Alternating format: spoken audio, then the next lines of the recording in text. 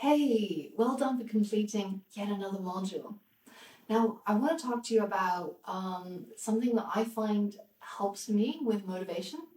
Um, Now, I know that as computer programmers, we have this kind of reputation for not really wanting to interact with other humans.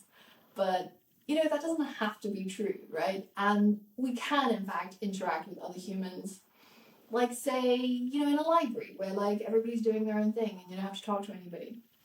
But the point I'm saying is that when you're working at home and you're all alone and you're trying to study through this thing, it can get really hard.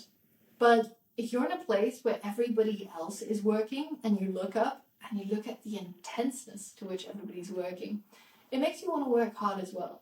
So I find, even though I've graduated from my university many years ago now, I have an alumni card, which means I can still go back to the university library. And I do that whenever I have to do something that I procrastinate a lot on.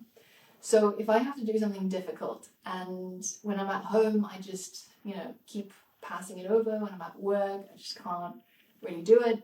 I go to the university library. And this is really, really helpful if it's like near exam time when everybody's studying really hard.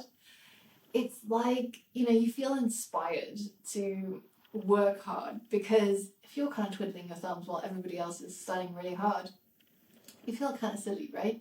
So see if you can find these opportunities where either, you have a study buddy, or if you have a local library that you can access where everybody's quiet and they're working hard.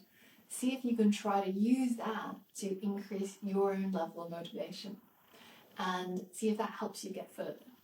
But the key thing is keep going, keep going, keep going, keep going, keep going.